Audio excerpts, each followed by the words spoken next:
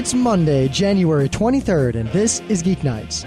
Tonight, we have special guest and scientist Peter Olsen here to talk with us about the dangers of pseudoscience. Let's do this! So, as many of you might have seen in the forums, I had a little trouble with Right Stuff over the past 6 days. Those are those people with the giant anime catalog, right? Yeah, and I hadn't ordered from them in a long time. Like, once I called in an order, like way back. And just recently, they had a crazy deal that a good friend of mine told me about. And, you know, Cosmo Warrior, which is in that whole MyTel universe. And it was super cheap, like $4 a DVD. So I thought, what the hell? I'll make an account on Right Stuff and order it. I mean, they're pretty much the biggest name in that. What could go wrong? Well, you see, apparently some people have trouble and some people don't. And it turns out that they do manual credit card verification and manual credit card charging. Meaning, instead of having the big machine that most companies have, you just swipe and it just takes care of the credit card, they have a dude who looks at your number and then he calls your credit card company, verifies your address over the phone with them, and then asks to make a charge against it. And they failed to do this with my credit card, and after that, they called me like 5 times and kept asking me for various information. At one point, they asked me for the customer service number of my own credit card. So I've had people ask for that before, like on various sites and things, but not often. Usually they ask for that little number on the back. Yeah, the PSC or whatever it's called. Whatever the hell they call it. And then they have a credit card processing computer that just you type in your number and it automatically does everything and there isn't a person on the other end. That's the whole point of having an what do they call it? E-commerce, an internet store, is that you don't need a checkout clerk to handle your order. Well, basically, it's worse than that, because their online store is not an online store like other online stores. When you make an order in their online store, you might as well have called in an order or faxed them an order. It's no different. Wow. It's all manual. And it really just depends on your credit card company, because whatever it was, they couldn't seem to navigate the customer service menu of my credit card, and thus were unable to verify my address. And they kept calling me. I got sick of it. Finally, I just told them to cancel the order. That's what you should have done. And they were kind of indignant, but, I mean, I'm a proponent of anime companies doing good things, but Right Stuff didn't do me a good thing. Really pisses me off when companies just don't upgrade and use new technologies or don't use technology properly. It's like, all right, you have a company, and sure, you might be profitable, but you could make your company like 1,000 times more awesome if you just did these 3 simple things. But no, everyone at your company is a Luddite or is old-fashioned or doesn't know anything. And you don't even know enough to hire someone like me to tell you what you don't know. See, it's not even just small companies like this. I mean, I work for IBM, pretty much one of the biggest, like, big iron, old-school tech companies.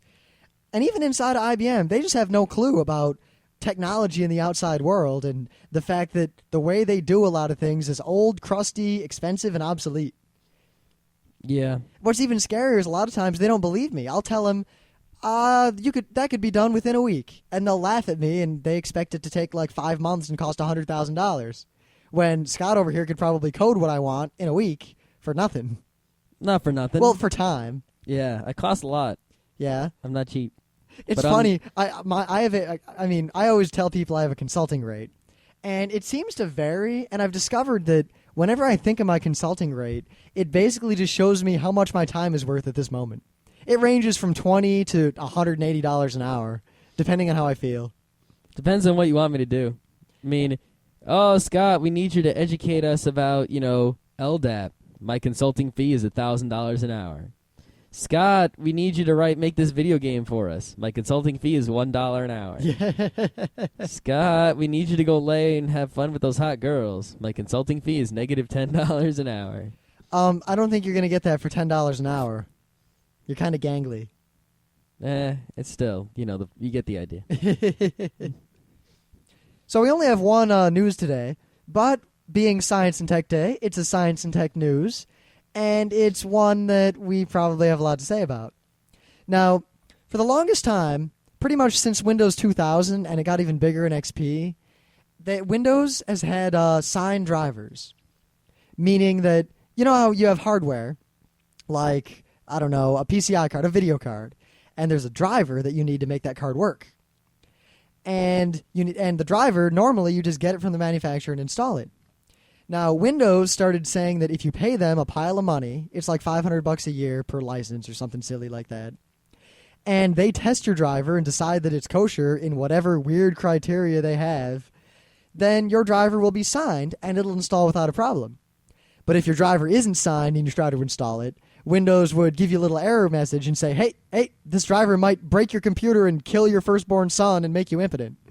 Now, any of you who use Windows 2000 or XP, you've probably seen that a bunch of times, and if you're smart, you just ignored it.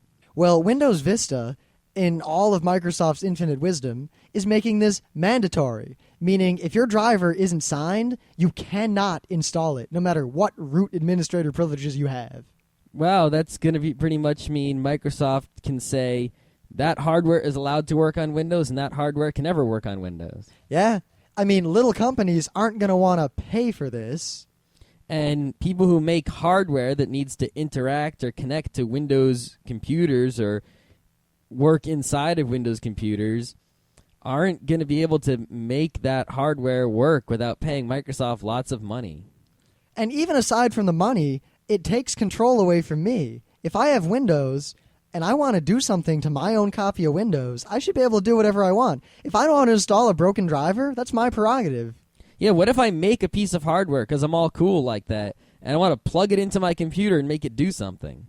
I can't with Windows because I can't write a driver unless I pay Microsoft a pile of money. Now, apparently this only applies to 64-bit applications, or the 64-bit version of Windows. But a lot of people have speculated that there is going to be, in fact, no 32-bit version. There probably won't be a 32-bit version. So, because I don't think Vista is...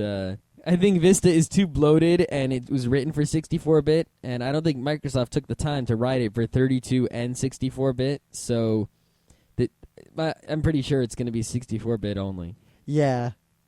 And that's fine, because most newer computers are 64-bit. You're going to need a newer computer to run Vista anyway.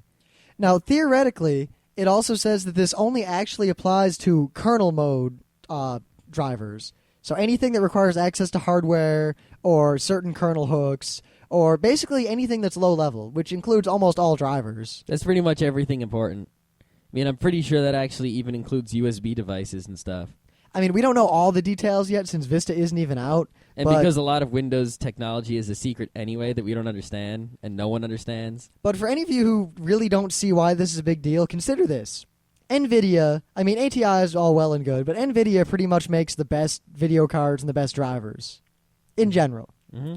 Now, for the longest time, you could download the NVIDIA reference driver, the official NVIDIA driver for any NVIDIA card. You still do. And you know what? Back then, it wasn't signed on Windows. Nope. If that happened now, it just wouldn't run, and you couldn't use your fancy new video card. Also, a lot of times now you'll see people releasing, like, they'll take the NVIDIA driver and they'll, like, modify it to do something special. Like, when people modify the ATI driver to cheat in video games and stuff like that, you won't be able to do that. You'll have to, pretty much, ATI and NVIDIA will probably pay Microsoft to make their drivers signed. But, so you'll be able to use the official NVIDIA and ATI drivers, but you won't be able to use anything else. Every other, hackers, special gamers, modified drivers, all of those will disappear. They won't exist for Vista. Now, here are the three clauses that... Because basically what I'm about to read is going to reveal to you exactly why Microsoft is doing this. These are the three clauses that are from the Microsoft article citing all this. 1. Drivers must be signed for devices that, quote, stream protected content. This includes audio drivers... and that they have this acronym, a Protected User Mode Audio, or PUMA, and Protected Audio Path, or PEP, and video drivers that can handle the same. So basically, anything involving DRM you can't touch in your computer anymore. Well, DRM it actually, what it is a way to enforce DRM in that you won't be able to use a device, you won't be able to take a device that, say, has an open analog hole or something like that and plug it into your computer. So your hoppages and things like that just probably won't work because Microsoft won't approve those drivers, which aren't nice to DRM. That, and you couldn't just write a piece of software that looks at the data stream and takes the video out of it in an unencrypted form because the Windows kernel just won't let you do that without a signed driver. Mm-hmm. The second one, unsigned kernel mode software will not load and will not run. So any software that uses kernel mode in any way can't run, period. I guess that could be construed as a security thing, and it's good in some ways. But in other ways, sometimes I want to write stuff down there. It'd be fine if I could sign things. Like, maybe, say if Windows did this, by default, it won't run anything unsigned. But say every copy of Windows had its own signing mechanism so that you could manually sign anything you wanted to run. That'd be fine. That'd actually be a really good security fix for Windows in general. Well, all it would be is a dialog box where it'd be like, do you want to sign it? Yes, it would be no different than what we have now. Well, unless you made it hidden and undocumented so only, freaking geeks could do it. I guess, but making it's just obscurity. It's not real security. You know what I'm saying? Yeah. Because then the hackers would just sign things and send them out, or send something to you. Maybe if you then you get your computer to sign it, and then you know what I'm saying? Yeah, but I mean, if you at least tied the key to an individual computer, there are ways to do it. It'd be good for corporate environments and all that BS. It'd be all right. And 3, even users with administrator privileges cannot load unsigned kernel mode code. This applies for any software module that loads, including device drivers, filter drivers, and kernel services. So basically it means if you're running Windows Vista, then you have a Windows computer, and you cannot do... Microsoft can control your computer to make it so that you cannot force your computer to do everything that it can do. It's like if I had a car, and in the car were a bunch of features like power windows and a sunroof and heated seats and anti-lock brakes, right? But anti-lock brakes, whoa, those violate copyright. They don't, but let's just pretend that anti-lock brakes equals copying movies, right? That's quite a metaphor you got going for the there. sake of my analogy. And Microsoft could, from far away, even though my car has anti-lock brakes in it, say, you know what, we're going to disable all anti-lock brakes for you. And you're never going to be able to use them even though you've got them. And it's your car, and you own every part of that car. We are the owners of the operating system on that car, and we decide we don't want anyone using anti-lock brakes, so you can't use them. All right, Scott, you know what that'd be like? That'd be like if I had a computer running Windows Vista and Microsoft had a way to control my computer from afar and prevent me from doing things. Yeah, that's exactly what it is. It's kind of like the way we have it on cell phones now, where cell phones can do all sorts of great stuff. But the cell phone providers like Verizon and Sprint and whoever, Singular, they don't let your cell phone do everything that it can do because then they won't be able to rip you off. I have hiccups. Yeah. I mean, it's pissed me off for the longest time that my cell phone has GPS in it. It's not the most accurate GPS because it gets it from the cell towers, but it's still GPS. My cell phone also has a data cable that can come off of it.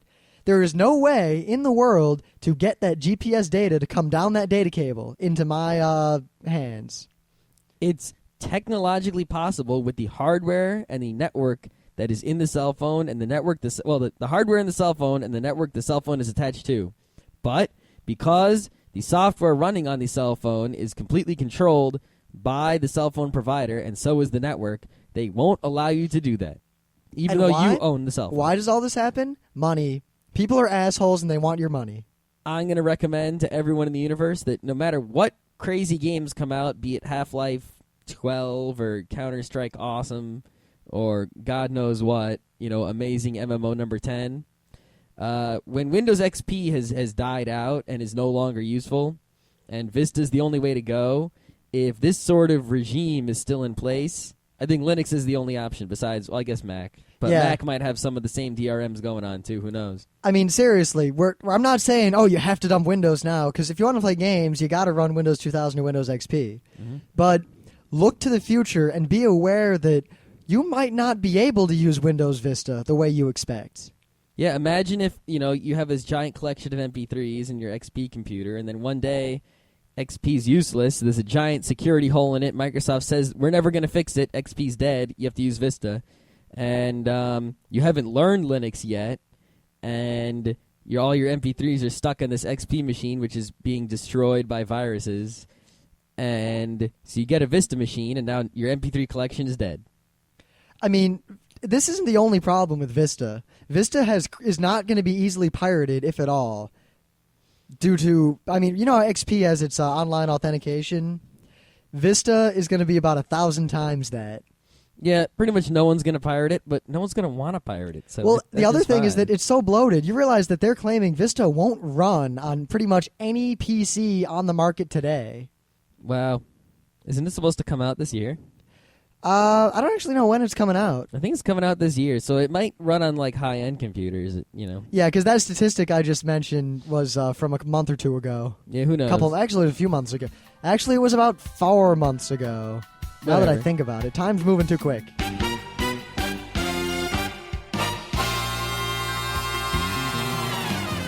So, my thing of the day isn't a new thing, but it's something that while I had been vaguely aware of, I was not aware quite of the extent to which it goes until just recently. And it's cute and scary at the same time. Now, I don't know how many of you are familiar with this concept, but OS tons, or OS chans, as they're sometimes called, are basically cute, chibi, female personifications of major operating systems. Wait. So, someone takes a computer operating system, like, I don't know, Commodore 64 OS, whatever it was called, and they turn it into a cute little anime character. All right. I mean, it goes to the point that all the different OS characters are well defined, and people in this community get yelled at if they deviate. Apparently, they even correlate things like breast size and appetite to such things as GUI flashiness and memory requirements. Wow. Apparently, Windows XP is fairly well endowed. Windows 2000 eats a lot. Yeah. And they all I have figured funny... OS X would have the biggest hooters, right? There don't seem to be so many of Macs. They're mostly the various Windows operating systems, though the two DOS girls are kind of cute, actually. What about some Linux action and maybe some BSDs? There's a Longhorn. There's new Linux, and it's this funny, like, goat-looking girl. Now, there's a lot of Japanese puns that might not make sense to people in English, but pretty much this is the most punny thing I've ever come close to understanding in Japanese. But it's nothing but puns. Like, here's a nice example. The Windows girls are often seen carrying scallions. This is a pun. A popular Japanese firewall program, NEGIES, sounds like their word for scallion, negi. So the OS ton carry scallions around as shields or weapons. Negimaki! I could really use some beef negimaki right now. Oh, yeah. I could just eat those forever.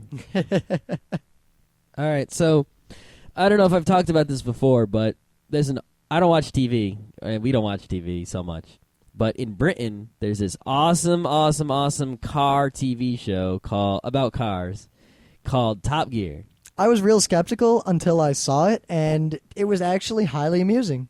It's just this really good show with like these cool British guys, and they just do things about cars. And there's the coolest part of the show is that they're not endorsed or supportive of any particular auto brand or anything like that. They're just they just love cars in general, and they'll just be straight honest with you about whatever. I remember I saw one show. The first time I saw this show was when this guy drove a V8 Audi, like I think it was either 400 miles or 800 miles. It was an obscenely long distance from like the bottom of England to Scotland and back on one tank of gas. It was like beyond the limit of the rated fuel efficiency of the car. It was crazy. And the whole show was just a camera in the car looking at this guy like, what is the car running on? Oh my God. I love the announcer, and just the way they talk to each other and the way they talk in the show is actually really hilarious. Yeah, so the one I linked to is the one I just found today, which is the second time I've seen this show. The guy he drives an Acura NSX, which is a car they just stopped making. It's a really awesome car, actually. Around the Laguna Seca racetrack in California, but he does it in Gran Turismo, I think 3, the newest, or 4, the newest one. And he sees what time he gets, and he tries to learn the track, where all the turns are, when to brake, when to turn, all that stuff. Then he goes to Laguna Seca with an Acura NSX, and he drives it around trying to get the same time. And pretty much right away, he's like, "Oh, holy crap! Oh, And He just starts cursing, and he's just pissed off that it's not the same as the game, and he drives in the dirt and he fishtails a bit. It's hilarious. So if you care about cars or anything like that at all, this is like the ultimate car show ever, and you should definitely check it out. So we've noticed that a lot of people seem to have trouble with what we're about to talk about. So we decided we'd do a show with a guest to kind of define it and maybe shed some light on this issue for maybe some people in our forums who might think otherwise. But tonight we're talking about pseudoscience. We have with us Peter Olsen, who is actually a scientist and a good friend of ours. And we're just going to go in about pseudoscience and rant about it until we run out of time here. All right. So, for those of you that don't know me out there, the veritable legion of listeners who are unfamiliar with me, I'm a microbiologist for the state of New York, and I won't go into the boring details of my job, but I keep your food safe and make sure you don't die. Yeah, he tells us when, every now and then he'll be like, hey, such and such restaurant, or such and such food, don't eat it, you'll die. Yeah. A warning I can give this in general, if you eat bean sprouts, wash the shit out of them. Just, wash them or cook them, please. You'll be a lot better off that way. So, pseudoscience. So what is it? This is an important question, and it, like a lot of terminology that relates to science, it gets thrown around and abused and misused a lot. And I think we got a Wikipedia article that says what it is and defines it. There are a lot of different definitions of pseudoscience. And basically the way we want to use this word is simply something that isn't science but pretends to be. Yeah. As in the willful deceit of people and using scientific-sounding terminology. The real problem with this word is that the roots of the word, if you pick it apart, is pseudo, which means sort of or kind of, and science, which is, science. Right. So when you hear the word, you're like, pseudoscience. Oh, so that's almost science, but not quite. No, pseudoscience actually means not science at all. Right. That's what it means. It's kind of the way science works. It's such a simplified, bare bones thought process that there's really, it's kind of like on-off. It's science or it's not science. I mean, you can't really kind of be middle ground quasi-science. Yep. I mean, if you want a nice example, here's a list of things that are commonly known to be pseudoscientific in their nature. Acupuncture. Not as in the placebo effects of it, but the theory behind why it works. It's not really a theory. There is no key flow that is being unlocked by magic needles. Any effects of alchemy have nothing to do with the basis of alchemy. Acupuncture. Alchemy, astrology, chakra theory, chiropractic, reflexology, eugenics, essentialism. All of these things are just completely made up. Homeopathy. Homeopathy has some. Actually, there is real homemeopathy. Allergy shots. Yeah, the thing is, homeopathy means. Well, your body's natural immune system is homeopathic. Well, there's two things that no, that's not true. Homeopathy means two things. Homeopathy is a theory of medicine where you have, number one, very high dilutions of active ingredients, and two, you're assuming that like cures like. So if you for have example, headache, you take a poison that causes a headache, and it'll make your headache go away.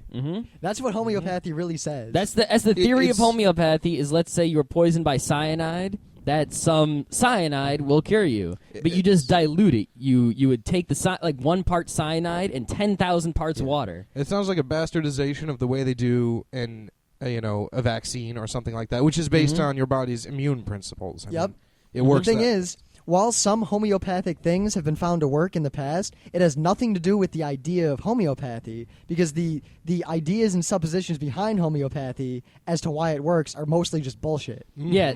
See, sometimes like can cure like, which that's not even really scientific terminology whatsoever. Because, look, allergy shots.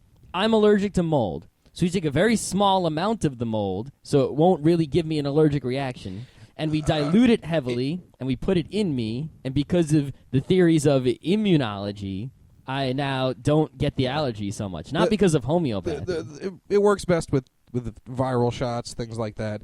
You take the actual virus itself, you destroy it, and you inject yourself with this, basically it's kind of like cooked virus, for lack of better terminology without explaining it. And the way your body's immune system works is it recognizes these broken down pieces of virus and it develops immunity to them. But it doesn't work for stuff like cyanide or, anything else that nothing like that. You can't immunize yourself to gamma radiation. Yeah, if you have the flu, drinking some water and a sugar pill that is like 1 part, duck liver and 10,000 parts water and other stuff that doesn't do anything is not going to cure the flu. No. There's just no Not chance. at Statistically, and if you look at chemistry and physics, homeopathy, as it is practiced today, can't work because statistically, not even a single atom or molecule of the thing they say they're diluted will actually appear in a diluted homeopathic solution. So so if it's cat liver, which I know one of the very popular ones is, after they dilute it so much there is 0 cat liver in the medicine that you actually paid money for. Effectively 0. And then you're also assuming the cat liver cures the flu, which it does not. It's just a freaking cat liver. Yeah. It doesn't do anything. It's just made up. Cat liver is just, You it could tastes eat- like cruelty. You could eat a That's raw why it's cat tasty. liver and you would still have the flu, and not only that, you'd probably be vomiting more More because it than was so likely. nasty. Raw Yep. cat liver, no, not so good. So Pickled cat basically- liver, delicious. we got on a rant about some specific pseudosciences out there, but basically the whole gist of this is just going to be simply that a lot of things out there pretend to be science, or they say, oh, Yep. we're backed by scientific research, or, oh, the so-and-so professors say this is good. And people like us are really good at just spotting, like, oh, that's pseudoscience. I know that guy. He promotes all sorts of bullshit, and this is probably more of it. And, oh, look, he has no data behind it. Or, yeah, that guy, he always makes claims like this, but he never actually publishes an article. Let's talk about how other people who don't know how to detect pseudoscience so easily can detect it. Yep. Well, I guess- Wikipedia has a list of the so-called characteristics of most pseudoscience. Mm-hmm. Pseudoscience asserts claims or theories unconnected to previous experimental results. Yep. So if you know that it's commonly believed by scientists that say gravity exists, or acetaminophen works in such a way, and someone comes along with some other science that says everything that science already knows is wrong, Right. they're probably making shit up. Yep. If there's no data to back up what you're saying, you can't say it. That's the fundamental principle of science. You make a claim, you get evidence, you bring evidence to bear to support your claim, and if you don't have the evidence, fuck you. By asserting claims which cannot be verified or falsified. This That's is a the big big one. problem with intelligent design. There's a lot of things. This is one that people have a real hard time understanding. Mm-hmm. It doesn't necessarily mean that any claim that genuine, legitimate science makes is false or is erroneous in some fashion. What it means is that the claims and assertions you make, the conclusions you draw, there has to be a way to prove it, to generate a test that could falsify it. There has to be some kind of testability to it. If you're making a blanket statement with no holes in it, no gaps, nothing like that, if there's literally just no way that you could prove it wrong, if you make an assertion that there's a god up there that you can't interact with and you can't, take a gram of it and try to prove what it really is, that's not science. Mhm. You can't do that. So if I come along and I say, what did I say in the forums, that I'm the evil Hitler god or something like that, there's no way you can prove I'm not the evil Hitler god. There is no way to do that. Therefore, that claim or any validation of it is not scientific in any way whatsoever. Doesn't and mean there's another right after that, asserting claims which contradict experimentally established results. That's one step further. That's not even something that can't be falsified. That's something that has been falsified, and you're just making something up. Yep. You'd see a lot of people do this, especially audiophiles. I don't know if I've ranted about them much, but these are people. I'm not talking about people who like music or like audio, where, what the word should mean. These are people who will spend $30,000 to $40,000 on a special magic power cable that they claim makes their CDs sound better. Cleans the electricity. Yeah. Yeah, because the electricity is dirty. Because it's, just freaking electrons. Physics they get works messed like up. that. Yeah, even the best are the monster cables that are digital, and they cost like $100 more than the cheapo digital cable. And a lot of people don't seem to realize that digital is digital. If the data gets there, it's perfect no matter what. Yep, If it doesn't get there, it doesn't get there. That's how digital works. It's a 0 and a 1. The only way it can be messed up is if some of the zeros and ones go missing. And if some of them go missing, it just doesn't work at all. So the audiophiles will claim that, oh, this cable makes my power better. But then scientists study the cable and see that it's identical to every other cable. And then the claim contradicts the established results. Mm-hmm. by failing to provide an experimental possibility of reproducible results. Reproducibility is the biggest key to scientific experiments. If you do it once and you can never reproduce it, your claim is mostly invalid. AKA the person who brought up the famous or semi-famous leaf experiment in the forums. Mm-hmm. This was an experiment done in, I think it was 1940 by, I talked about it in the forums. I don't remember all the details anymore. But it was this crazy Russian electrician dude. And he claimed to have found the aura of a leaf. And that if he cut off a piece of the leaf and then did this technique again, the aura was still there, showing that the leaf had memory of itself. And no one in the last, since 1940 has ever reproduced this. So science says, all right, his claim was bullshit, or there was some sort of error in his original experiment. Some kind of fluke, instrumental error, that sort of thing, tech error. Yeah, That's what in a this lot of, specific case, scientists I like to believe say. it was discovered that, in fact, he had simply not wiped off his photographic plate before cutting off a piece of the leaf. So the moisture from the leaf was still there when he ran the test a second time. And, the aura's still whole. Science, woo! Of course, there's also the possibility, he may have done that accidentally, or he may have done that intentionally to produce these results with this specific knowledge that this is what he would find. Yep. That sort of falsification of data, that is about the biggest taboo in all of science. It's like the worst crime you can commit as a scientist, is to make stuff up. Unless And you're, will see in that. college trying to pass classes. We won't talk about that. Moving on. Well, that was a big issue. I know you're all familiar with the Korean scientist who claimed to have cloned Yep. someone, and then no one could reproduce his results, and then it turned out that he just made the whole thing up. Yeah, well, I don't know if it went that far yet, but there were enough claims that he falsified data and such that he had his own paper retracted, which is usually a bad thing to do. You don't want to do that. You don't want to. Yeah. You don't want to say like, I don't have confidence in my research. I'm going to retract my paper. So what it comes down to is if someone says they can do something or that something does something, they make a claim, and then they can't do it again, or, they can't do it all the time, they can only do it sometimes, they're just lying. Yeah. If something works, if something is scientifically, is not pseudoscience and is real science, you can do it all the time, over and over again, in any lab, at any place, at any time. Yep, you should be able to. If you can't do that- if you can't reproduce it under the same conditions, It's something's just wrong. made up. Something's wrong. Or a lot of pseudoscientists will get around this by conducting an experiment. You couldn't see me, but I made little quote marks around the word experiment here. That cannot be reproduced. Like, I did this during the planetary alignment of blah and blah that won't happen for another 1,000 years. Yep. Yeah. That is, it's certainly interesting, but it is not scientific. Nope. Nor is it true. Yeah. Now, here's the big one. Not so much for pseudoscience itself, but for you being able to spot it if you're not good at doing so. By failing to submit results to peer review prior to publicizing them. Oh, yes. If a scientist comes up with something real or new or important, they're going to submit it to scientific journals, and then the media are going to pick up on it. If anyone claims to have invented something or discovered something, and they go to the press before they go to other scientists, Yep. something's wrong. Peer review is a very important process in science. It's when your research gets passed around to basically a committee made up of respected scientists, and they take a look at your paper, they take a look at your research, and they basically make sure that the research you've done and the conclusions you've reached and all this stuff, that it's kosher, basically, that it falls in the realm of science.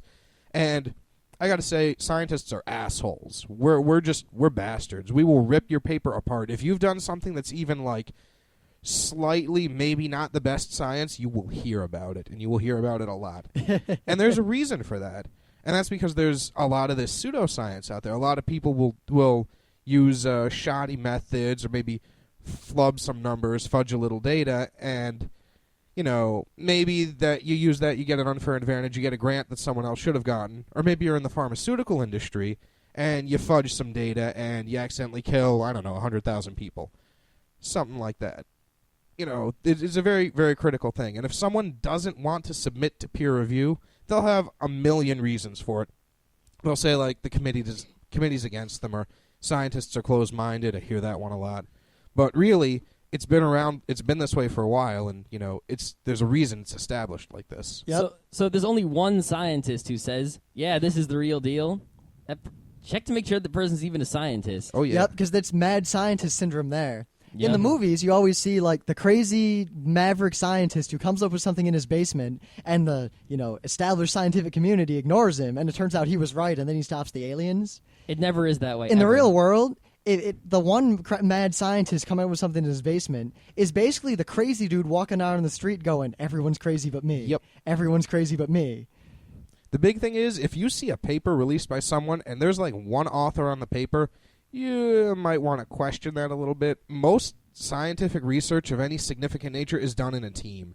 And it's done in a team that goes well beyond whose name gets on the paper. That doesn't even account for the people that did the bulk of the work or anything like that. So, yeah, research assistants getting paid crap. shut up.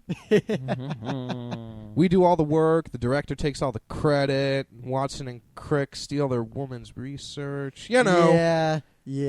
A lot of science is full of assholishness like that. But that's how it happens. Mm-hmm. I guess, I've always been confused by the pseudoscience thing. Like, how is it so pervasive still?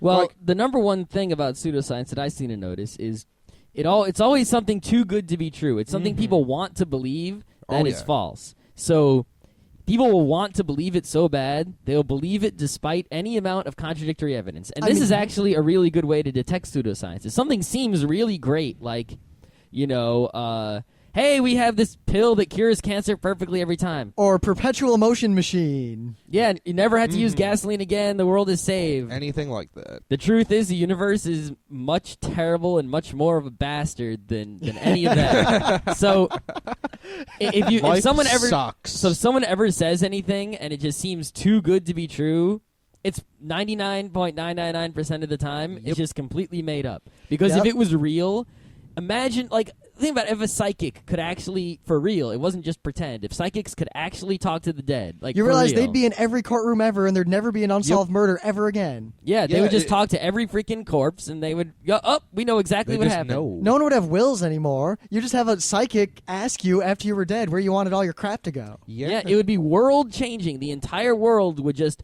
flip over in a second. We would freaking go talk to George Washington and find out stuff, and we'd go talk to JFK and ask who shot him. And Yep. If John Roberts and Sylvia Brown and all those assholes who claim to talk to the dead could actually talk to the dead, there just wouldn't be questions anymore. We just know shit from the past. We know it definitely. Yeah. We wouldn't have to worry about the things we hey, have to worry about. Alexander, what as happened much. to your library?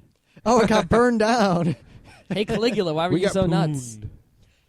Yeah, we should do whole other show on Abraham Lincoln and how not only was he a pretty terrible president, but he was kind of an asshole. Yeah, Little bit. did some good, did some bad, and really people don't pay attention to the bad so much. And some of the good you think he didn't really do. Yeah, I mean, he suspended habeas corpus. Yeah. Yep. Of course, who recently suspended habeas corpus? Yeah. Yeah. Oh, well, we won't rant about politics. Politics, Even though we'll politics cover are another really time. play into the pseudoscience thing because, not to Yeah. rag on our fearless leader, President Bush, but he's very much for the teaching of intelligent design in American God. schools. He said as much. Well, too late. That pisses me off more than any other pseudoscience. Well, maybe not any other pseudoscience, but probably in the top 3 pseudosciences that piss me off the most. Yeah, the ones that really bother me are the ones that are actually dangerous and harmful directly. I mean, there are crazy, crazy people out there, and I'm not kidding. They really believe in perpetual motion machines. They're called free energy. And if you Google for free energy, you'll find a million of these people who claim they're just, another year of research away from perpetual motion. Yep. And they really believe it. Yeah. And they're just kind of nutty, but they're not hurting anyone except the other idiots who give them money. The real problem is the people that use pseudoscience, and they're in any kind of position that can influence a large number of people. Intelligent design is notorious for that. Yeah, but see, even intelligent design really can't hurt so many people. It might Well, decrease the well, number. I think it can. It definitely can. It's It can't hurt harmful. people as bad as, say, chiropractic, which is just, we're just going to kill Well, people. yeah. Well, it's intelligent design is just creationism in disguise, and if you get a bunch of people institutionalized believing in this one specific creation myth, then it's not far to go to institutionalized religion, and then you get a whole boatload but of you're crap not bringing from there. physical That's harm dangerous. upon people. Not Well, like physical harm is not the worst thing you can do to Well, yeah, someone. but it's not nearly as bad as the people who said, cyanide cures cancer. No. Okay. I grant you that. 'Cause All right, that'll just so just you all outright know, kill people. there are people who really did say cyanide causes or cures cancer, and they're still saying it. I will contend that, in fact, cyanide does cure cancer. It also cures that nasty problem of living that everyone seems to have. Actually, the specific thing is they had this pill or vitamin was called loratadine. Yeah, Something like that. loratadine is a decongestant or an anti-allergy pill that I take. Oh, okay. It's called Laratrial or Laratrial. Oh, something like that. Laratrial? I They don't call know. it vitamin B12. Or I know that B16, much. I thought. Vitamin No? B12. Yeah, B16. B12. It's Whatever. You'll know. You'll It's see not- it. You'll know it when you see it. It's not a B vitamin. Yeah. No, it's not a vitamin. It's not a B vitamin at all, but that's what they call it. Yeah, what it's- happens is you eat this thing, and it's not really harmful to you, except once it gets into your liver picks it apart with some enzymes. And after the enzymes pick it apart, one of the leftover bits is cyanide, which will kill you nearly immediately. Well, basically, all it is And that the right there are these people, concentration. and our friend Scott Johnson, who is also a scientist. He has a bunch of friends who they have some issues with pseudoscience. I guess they're a good example of people who fall for this stuff. Well, And yeah. I mean no offense to them, but they went on this whole rant in this email discussion we had about how this Laratrial cures cancer and it's a giant conspiracy to keep it away from everyone. And their Yeah. argument had every hallmark of a pseudoscientific claim. In fact, I'm going to post it in the forums Good idea. after the show so you all can peruse it. Basically, this is a step-by-step example of what to watch for in pseudoscience. Mhm. And the funny thing was, despite the fact that I presented them with actual evidence to the contrary, they ignored it and claimed that either the evidence was made up or the scientists are just part of the conspiracy to keep it down. Yeah, I hear that conspiracy thing a lot from this pseudoscience stuff, and yeah, I think it comes from a misrepresentation of what science and the scientific community is, per se. There's no conspiracy. The government's not even really... I'm a government employee, okay? I work for the state. Let me tell you, we're not competent enough to initiate some kind of global conspiracy like that. You wouldn't even believe it. And most scientists are far too busy doing their own stuff to even consider that sort of thing. Really. I mean, that's probably how a lot of these problems got past us in the first place. Like, I didn't even realize how widespread pseudoscience is, but the reason is we've debunked it so many times. We're like, people just have to know by now, right? We've already debunked it. We're already past this. But they don't. They just No, forget. Keep coming back to it. Like the guy in the forums who brought up the aura thing. The aura, they call it a curiology. I forget exactly what they call it now, where they claim to photograph auras. And it became a really big fad in the 70s, as in the 1970s.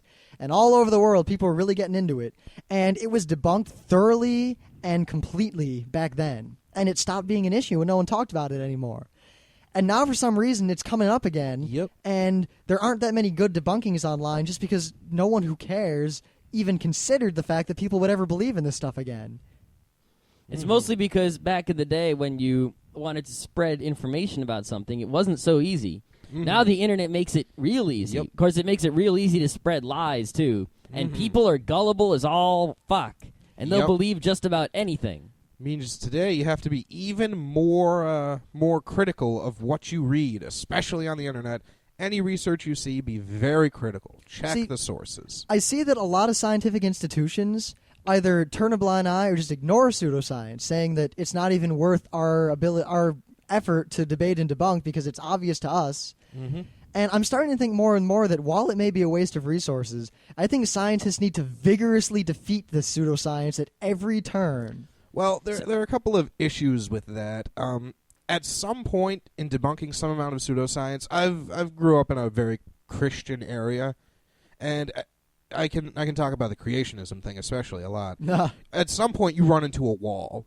There is a point at which all the logic and reason in the world will not debunk somebody's strongly held belief. Damn it. You know, And that is the problem with this pseudoscience, because a lot of it is, preying on things that people desperately want to believe.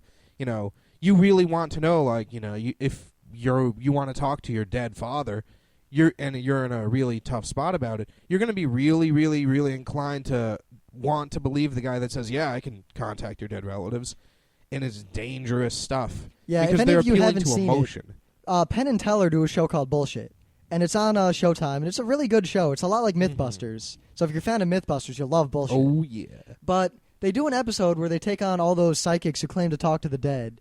And I guess you guys should all watch it, because it's not even a joke. It's not even funny what they do to these people. It's not. Not It's Penn and Teller, but the psychologists and the psychics. Oh yeah, it's definitely like it's blah. And that's I guess the best thing you can do to defend yourself against pseudoscience is to educate yourself about what science is exactly. And this can be a little tricky because there's a lot of, in a dynamic field, it's very changing. It can be a little tricky sometimes. The best thing to know is, I can explain it a little bit. Science is just, it's a very broken down, very, very, very methodical process of thought. It's not even a body of knowledge so much as it is just a way of doing things. It's a way of thinking. It's a branch of philosophy that's specific, and it has a practical bend to it. And really, what you got to look at is things that are making no good science will ever make just a broad, extraordinary claim or anything that that can't be supported by evidence, that sort of thing.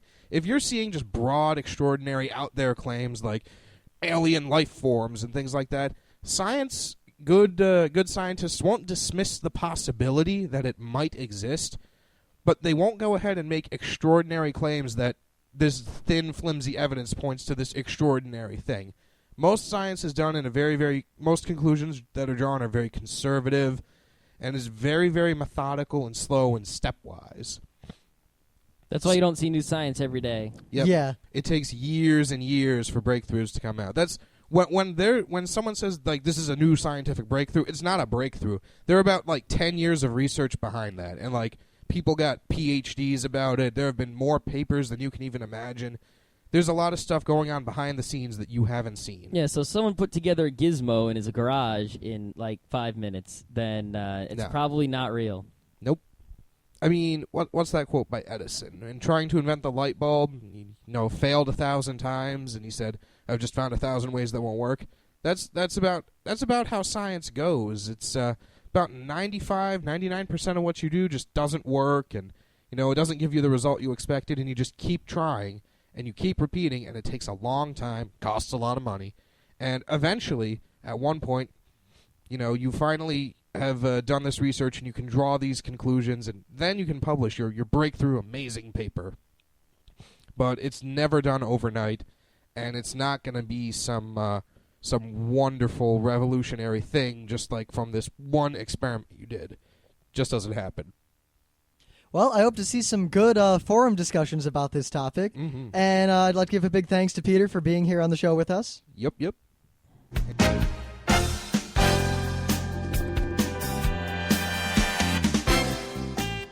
And that was Geeknights with Rim and Scott. Special thanks to DJ Pretzel for our opening theme.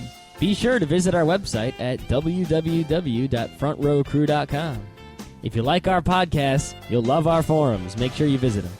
You can send your email feedback to geeknights@gmail.com. And if you want, you can leave us a voicemail at 206-333-1537. Geeknights airs every weeknight, Monday through Thursday. Geeknights is recorded with absolutely no studio and no audience. But unlike those other talk shows, it's actually recorded at night.